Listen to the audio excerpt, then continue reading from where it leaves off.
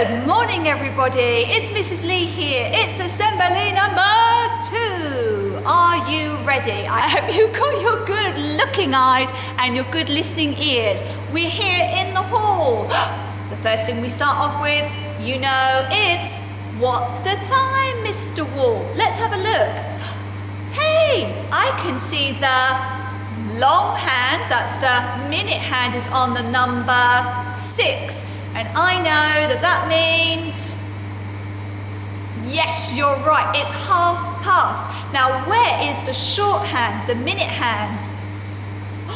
It's halfway between the 5 and the 6. Now, we know that we look to the first number, which is 5, because it was 5 o'clock and now it is, that's right, it's 5:30.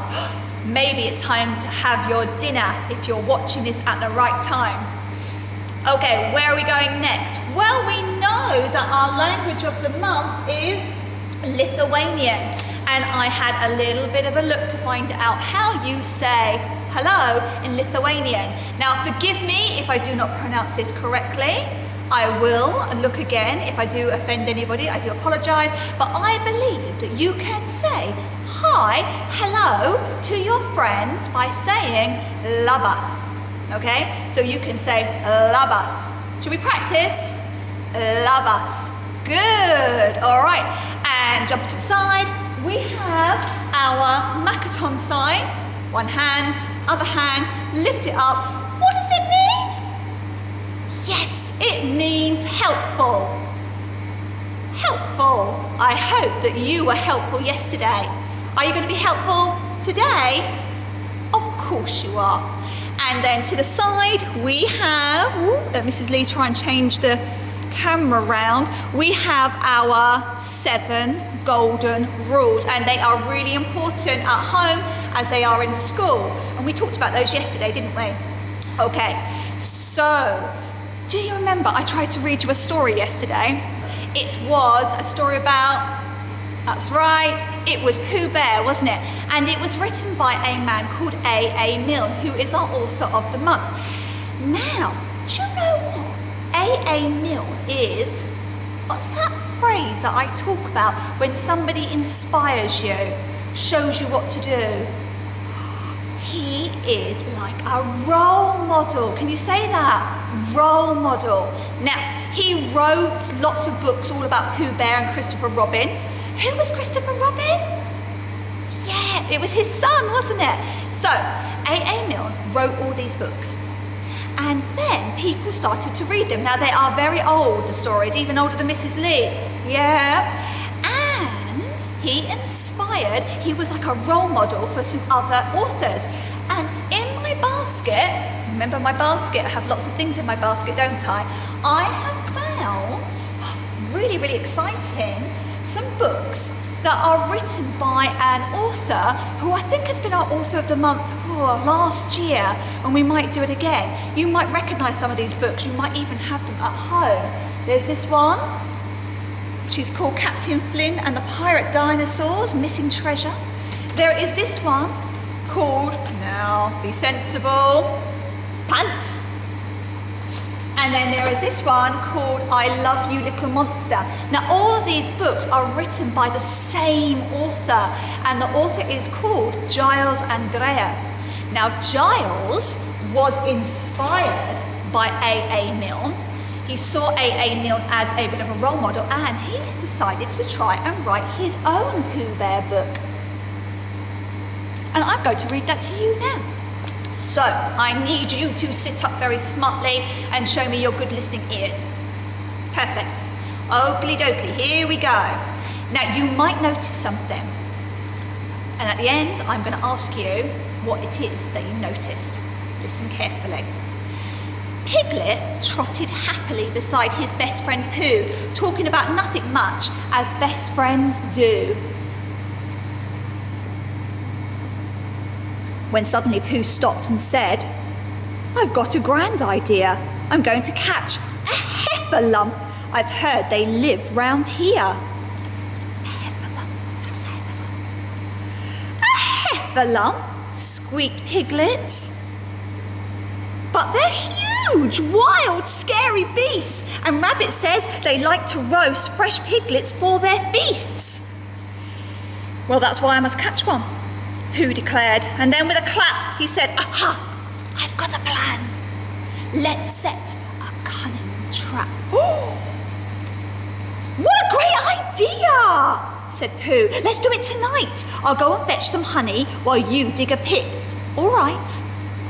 So Pooh went home to get some honey, but before he reached the pit, a little voice inside him said, just taste a little bit.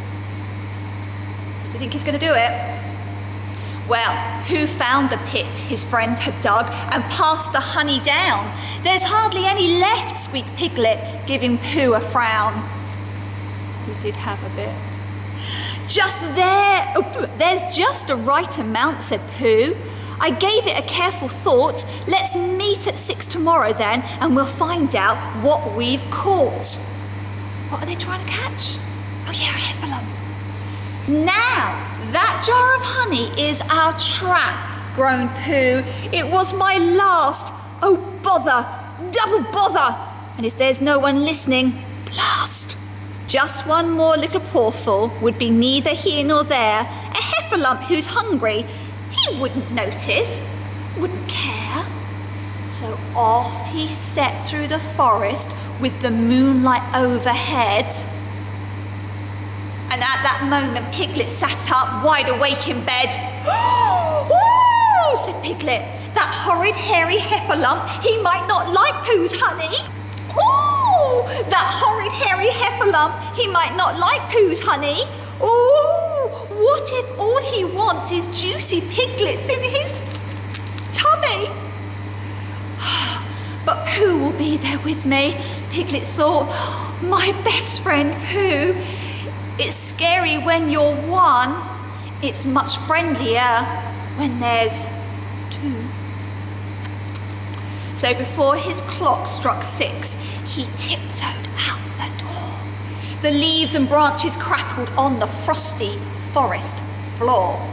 Then suddenly he heard a noise that chilled him to the bone. A ghostly wail, a growl, a roar, a mournful, muffled moan. "Where are you, Pooh?" called Piglet. His heart beat fast with dread. "I'm in the pit," he heard Pooh cry, "and something's got my head." "The heffalump," squeaked Piglet. "It's in the pit with Pooh, and I'm much too small to help him. Oh, there's nothing I can do." But something in his little soul prevented him from running, and Piglet's voice rose clear and strong. "Hold on, Pooh! Bear, I'm coming!" There he is. As fast as he could scamper, Piglet hurried to the pit, then bravely scrambled to the edge and peered down into it. "A heffalump! It's got him! And it's shaking him about!" Oh, and all that Piglet saw was Pooh's poor bottom sticking out. You see? He summoned all his strength. He smacked the monster on the head. "Take that, you naughty heffalump! Now let Pooh go," he said. Then Piglet gave one final heave, and with a squelching sound, out popped Pooh completely and collapsed on the ground. "The heffalump is vanished," Piglet said. "It won't get very far." But there in Piglet's arms, Pooh saw an empty honey jar. What was the heffalump? "The heffalump," said Pooh. Yes, I'm pretty sure he's gone. I thought I saw him too, but Piglet, maybe we were wrong. You see, I got quite hungry when I went to have my nap, and the only snack I knew of was the one inside this trap. I took a lick, my head got stuck, I thought this is the end. But there you were, dear Piglet, my brave rescuer, my friend. I did it, Piglet slowly spoke, because I love you, Pooh. And I know if it were me, that you would do the same thing too. I would, said Pooh, and thank you. Then he sniffed and wiped his eye. I'd rescue you from heffalumps, but maybe let's not try.